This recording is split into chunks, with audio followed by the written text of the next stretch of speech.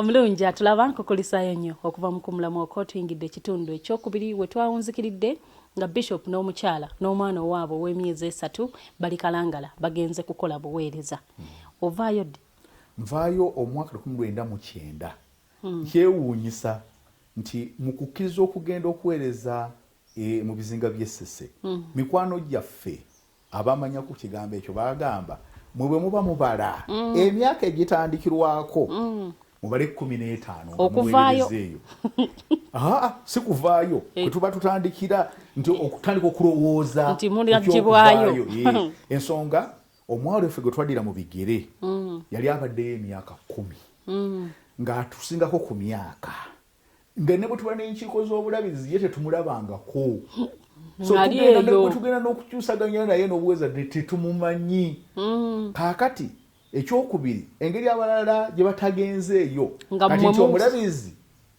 tayinza kukola nsobi ate ffe abakkiriza nti atukyuse ng'ate mwakkiriza mangu okusinga bali naye ebya Mukama abo bennyini abayogera ebigambo ebyo ate omu ku bo ye yatuwandiikira ebbaluwa ng'erinnya lyange aliraba ku notice board mu Bishop Theological College e Mukono nga nina ebisaanyizo ebinsobozesa okuddayo nsome ku ddala erya diploma. N'agamba erinnya lyo Kanoni George Noel Enyagu alitadde ku notice board nti olaba oyo ateeka erinnya lyo ku notice board kitegeeza wakoze bulungi. So munange twawandiika omulabizi bwe yafuna ebbaluwa zaffe baatunyumiza n'agamba abavubuka basobola bagana kugenda kusoma bagende basome. Kati 15 twabeera Essese omwaka gumu n'emyezi 8 gyokka ne tuddayo okusoma. Nze ngenze kusoma diploma munnange agenze kusoma degree nkubuulire abantu nga bangeera muli nga nze simanyi nga batugamba omuvubuka oyo aliganga alina amagezi naye tategeera ensonga zaabwe ozimanyi yagenda n'awasa omukyala amusinga obuyivu alina diploma ono ne certificate talina. Kaakati ate Katonda abadde amuwadde omukisa ajja asome diploma babenga benkanankana kati ate omukyala amulese asome degree kati ye nga waki wa diploma basajja bannange nze bimu ku byenzikiriza gwe mukisa Katonda gwampadde olw'obutakotoggera mukyala wange era abami mbaweerera amagezi mukyala wo Katonda aba yakkiriza dda mugattibwe mufumbiriganwe so have trust in her muleke Katonda bw'amugulirewo omukisa agukozese nkunyumize mukyala wange yansooka okulinnya ennyonyi gagoliwa naye nze sibadde nattama eyo ate nze Katonda bwaggulawo ate ne mukira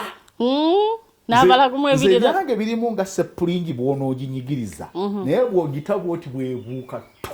paka mubire kale no munnange negatta ku Makerere University naye nga nsomera Mukono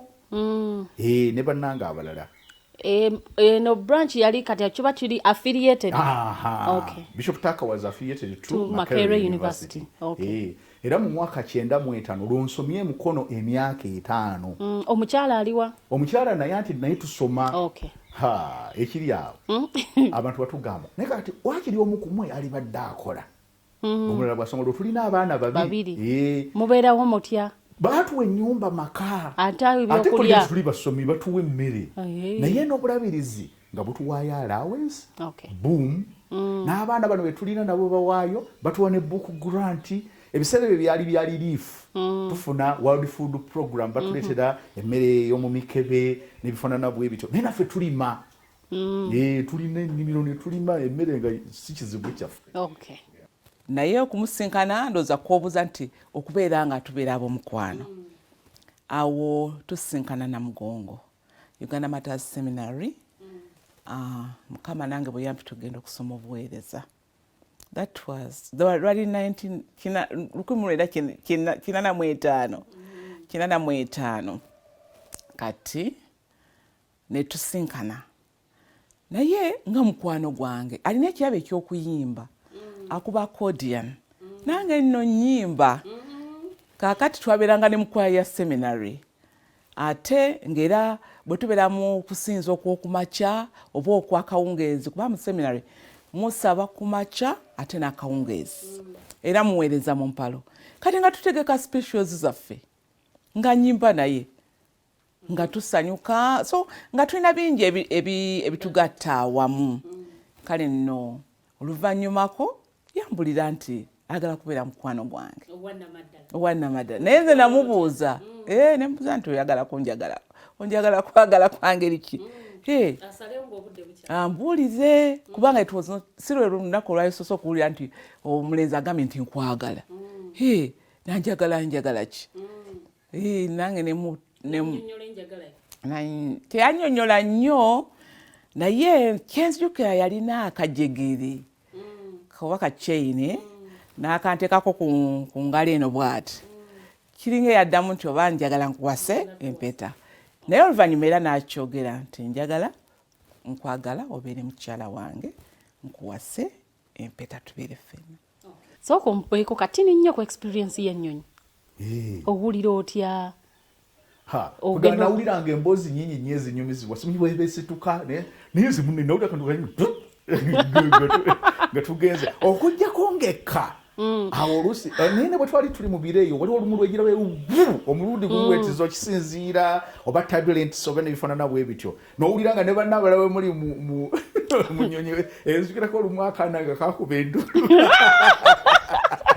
ndowooza ngaowuliranga abagwayo ddala ate ekyanneewuunyisa naye lwe nasooka okulinnya ennyonyi mukama yankolera ebyamagero nanze nagenda mu first class anti yabampereza tiketi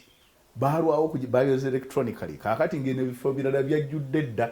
kati nga wakyali ekifo yeri so bali abampereza tiketi ne basasula ziri za bbeeyi eyo nentuleddala biseera bandabirira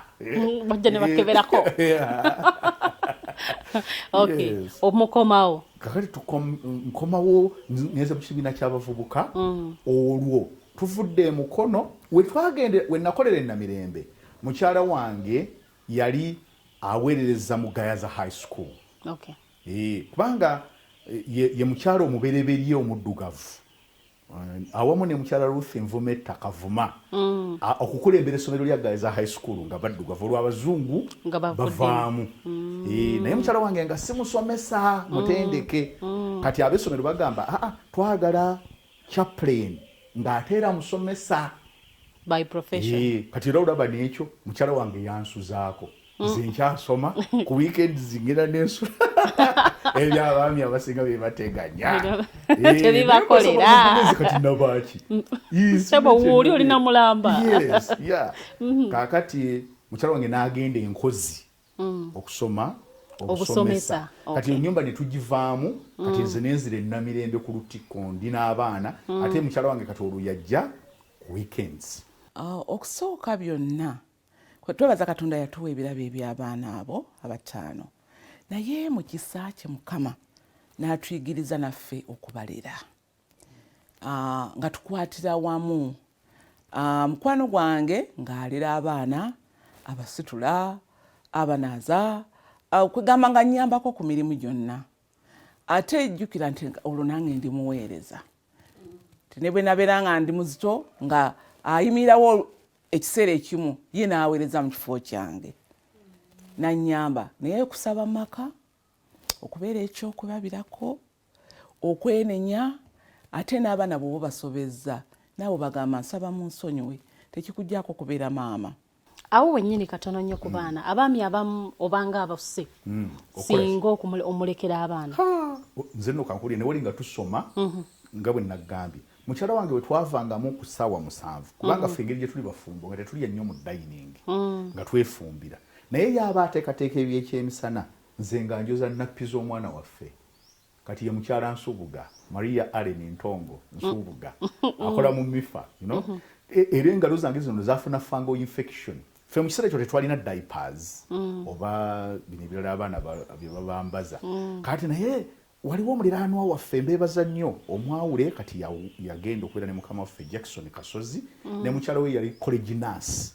nga bo balina abaana abakuzeeko kati nga nabo nga basoma abamu olw'eggulo kati twabasabanga batulabirireko omwana ono nappi zino bwe zoonooneka baziteeke mu baketi bamuyonje bamusibe endala tebooza watwalaba ekyo bajja kikyawa mangu kakati nze nkola gwakooza nkola gwa kugenda kugula ebyokukozesa awaka waffe nebifaanana bwe bityo njoze engoye ngolola munange naye akola ebirala kyala yesimbi eseseyo nkubuulire tewaliyo amazzi gano ga midumu naye ebbanga lye twabeerayo mukyala wange osobola okwogera naye mubuuza oba amanyi oluzzi gye luli nze ng'amazzi nganona njagala kubalaga abooluganda bwe weetoowaza tekikuggyako tolina kyoba yes bwe nze mu bulabirizi buno tuzimba amayumba naye nkasuka amatafali kuba ebyo nabikolako bwe nabagambye yes naye nsigalira nze mulabirizi ate ngera okulabanga abantu basitukiddemu ne Bishop Omulamba naye akasuka amatafali atabula omusenyu ate nze kati ate olunze bintu ki ebiri physical ebyakuba ku mwami wo Mami. Omwami wange mwami alabika bulungi, he's a handsome man. Yes, mulungi ate ne size ye nnungi ensanyusa ne olususu lwe lunsanyusa n'eddoboozi lye linsanyusa mwagala mukwano gwange mwagala ate muwe ekitiibwa ye mami. Bishop tulabanga ozaaliddwa kuba watugambye nti Obuganda oba okwagala kabaka waffe kizaale kiyonke eki nti tukuzibwa tuli Baganda but obukulu buno kiki ekyongedde okunyweza omukwano gwo n'Obwakabaka? Kakati ngira bw'oyogedde ennono obuwangwa obuzaale bwange mazaalibwa ndi Muganda ekyo kyo sirinaako bikyenyiza kikolera oba okulaba mbejja nayo balagira obuweereza bwange buno nga omuweereza mu kkanisa era tolina bwonjawula ku Buganda kubanga yali Ssekabaka Muteesa ow'olubereberye eyayita abaminsani ne bajja wano oba oyo naalibadde enkola na birala singa abaminsani tebajja kati ekyo nakyo kinyweza ate wala nakugambyeko nga ndi mulenzi muto abalagira n'abambejja we bakyalako ewaffe kati bino abazadde be bajja bakubuulira bikwagaza ekintu naye ate Ssaabasajja Kabaka Ronald Mwenda Mutebi owookubiri Kabaka mwenyu ekyo sikirojja sikitenda kubanga ekyamazima mmanyi nti nno sikusosola naye Katonda agaba omukisa abalabirizi mu Buganda wano abawuliddwa n'okutuuzibwa mu bulabirizi obw'enjawulo sinnabakulabayo mu kusaba n'omukolo ogufaanana bwe gutyo nga yali abaddewo naye ffe wano yajja ate n'abeerawo okuviira ddala ku ntandika okutuusa ku nkomerero n'atutonera n'ekirabo nakola ekitali kya bulijjo nendaba ng'avudde ku Namulondo najja n'ayogera ng'ali wali ku katuuti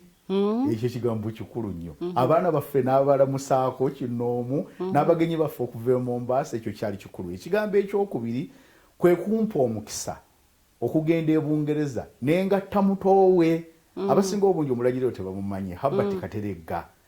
twamugatirayo Waterloo kakati ate ekyokusatu nga tukomyewo ne mpebwa omukisa okubuulira n'okusaba ku nnyimba ez'amazaalibwa g'omulokozi waffe Yesu Kristo mu Bulange Mmengo ogwo 2018 2019 twali tubadde n'okukulembera okusaba ennamugongo omwaka gw'abajulizi olunaku lw'abajulizi obulabirizi twali 5 naye ekyo nga kyakaggwa Ssaabasajja yajja okuggalawo empaka z'amaato wane Nabugabo ate awo si we yasiimira ajja asabire mu lutikko olunaku olw'enkeera ku Sande. N'owulira otya? Nawulira ekitagambika naye ate kati abantu bonna naye n'okusinga abakristaayo mu West Buganda beenyumiriza